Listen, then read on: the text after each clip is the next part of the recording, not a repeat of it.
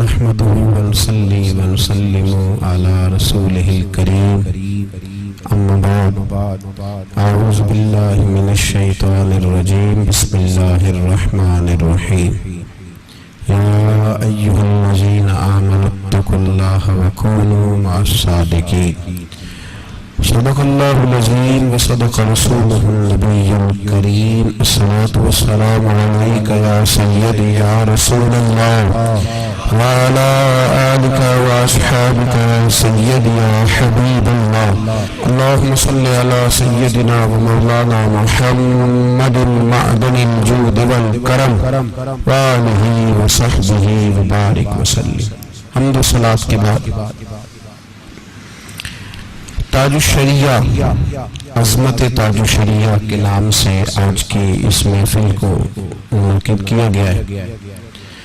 تاج الشریعہ بدر الطریقہ شیخ الاسلام والمسلمین قطب دورہ غوث زمان آفتاب فضل و کمال قاسم جود و نوال جبل استقامت کنز الکرامت نبیرہ سیدنا سرکار اعلیٰ حضرت جانشین حضور مفتی اعظم مرتبہ حجت الاسلام جگر گوشہ حضرت مفسر اعظم سیدی سندی مرشدی مربی حضرت الشیخ اشرف مفتی محمد اختر رضا خان صاحب قبلہ دامت برکاتہ العالیہ.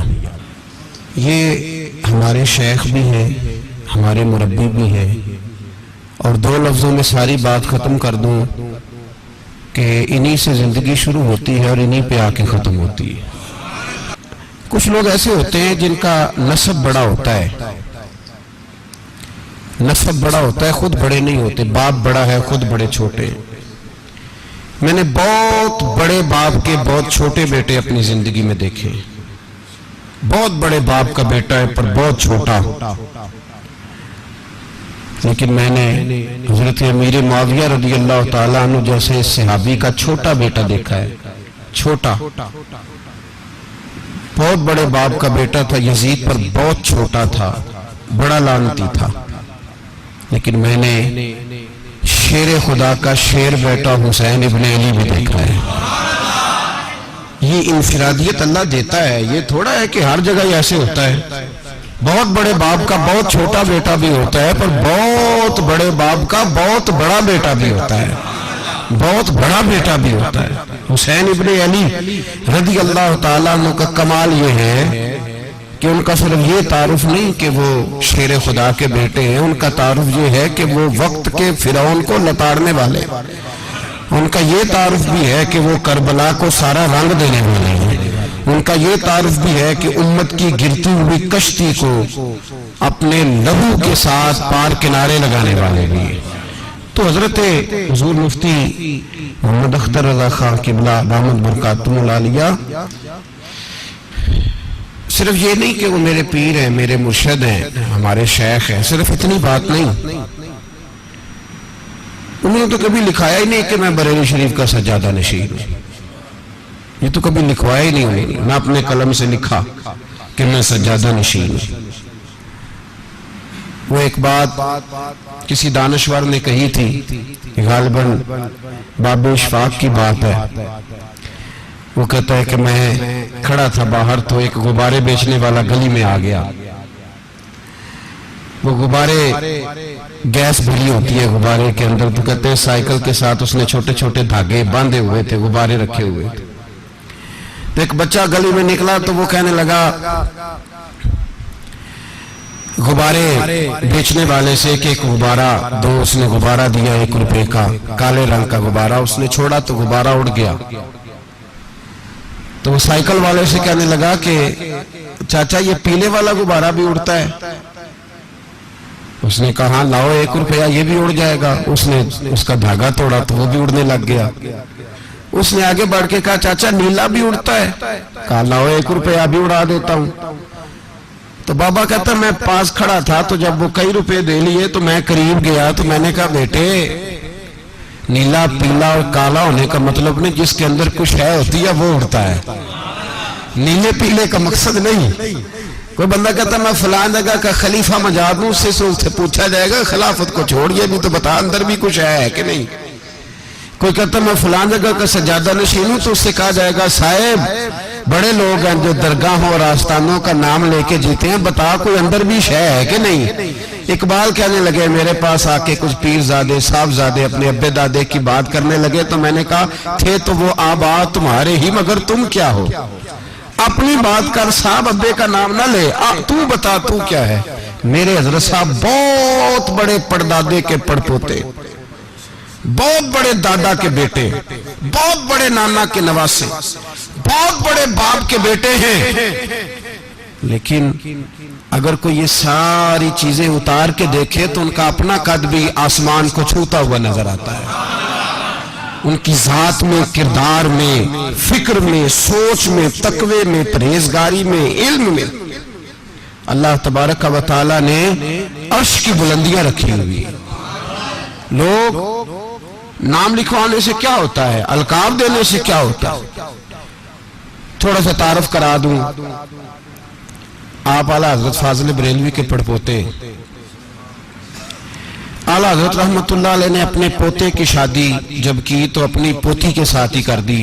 بڑے بیٹے کا بیٹا تھا، چھوٹے بیٹے کی بیٹی تھی، تو آپس میں نکاح کر دیا۔ تو اعلیٰ حضرت کے بڑے صاحبزادے حجت الاسلام ہوئے، حضرت صاحب کے وہ دادا ہیں، اور مفتی اعظم ہند چھوٹے صاحبزادے ہوئے تو وہ نانا ہیں، اور جو پوتے تھے اعلیٰ حضرت کے وہ ہندوستان کے سب سے بڑے مفسر تھے۔ ایسی زبردست قرآن مجید کی تفسیر لکھتے اور بیان کرتے تھے کہ دنیا دنگ رہ جاتی تھی۔ وہ میرے حضرت صاحب کے والد گرامی ہیں۔ اور ٹھیک ہے، مفتی کا بیٹا مفتی ہوتا ہے، عالم کا بیٹا عالم ہوتا ہے، پیر کا بیٹا پیر ہوتا ہے، ایسے نہیں۔ حضرت 1943 میں پیدا ہوئے،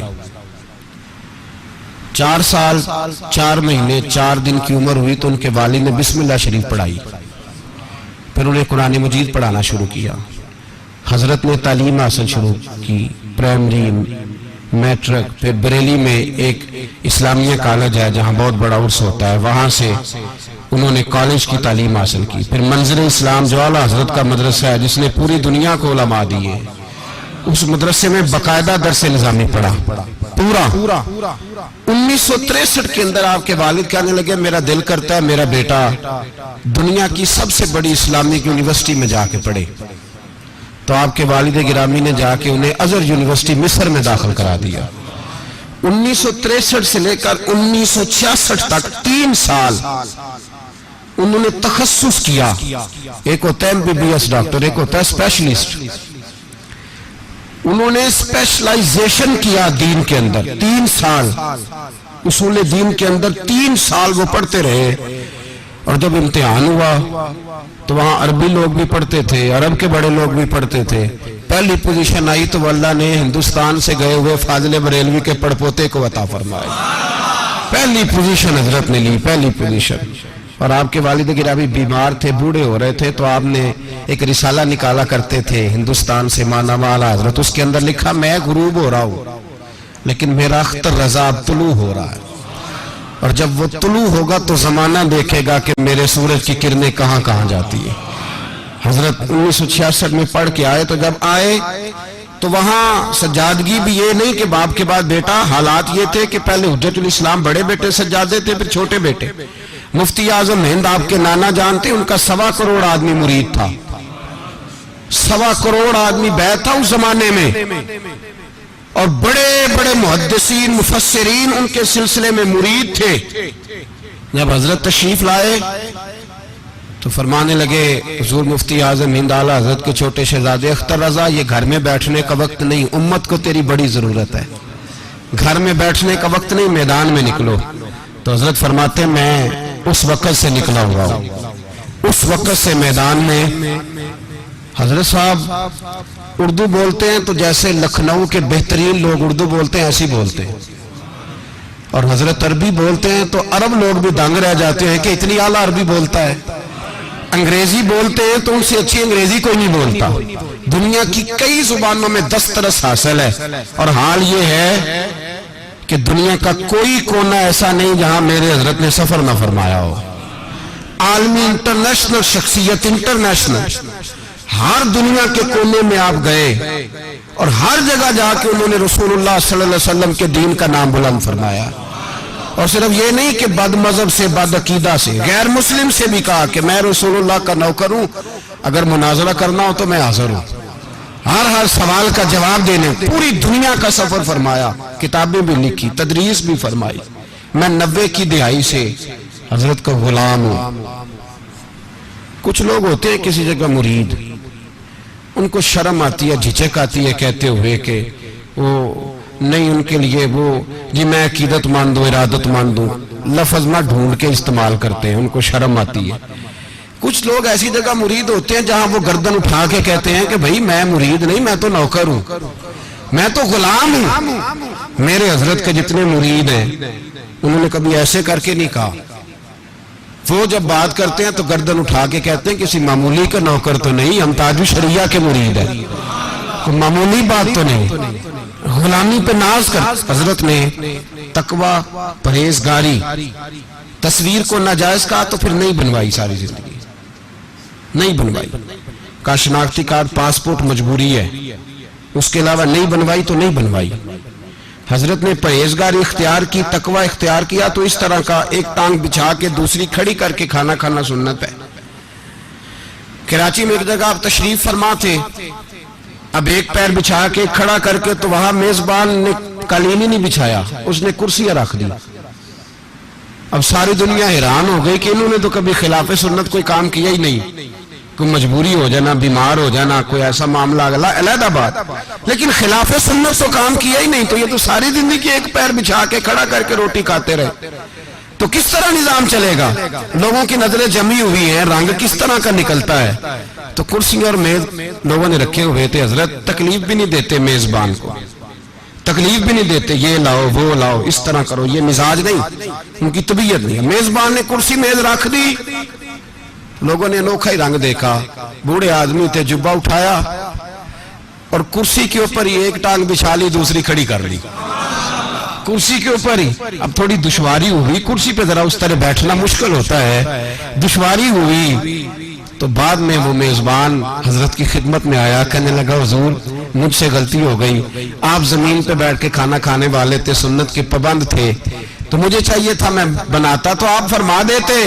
تو آپ فرمانے لگے تھوڑی دیر میں نے سوچا کہ تیرا دل رکھنا بھی ضروری ہے، سنت ادا کرنا بھی ضروری ہے، چلو میں تھوڑی دیر مشکل میں آیا ہوں، مہمان کا دل بھی راضی ہو گیا ہے، میرے محمد کی سنت بھی ادا ہو گئی صلی اللہ تعالی علیہ وسلم.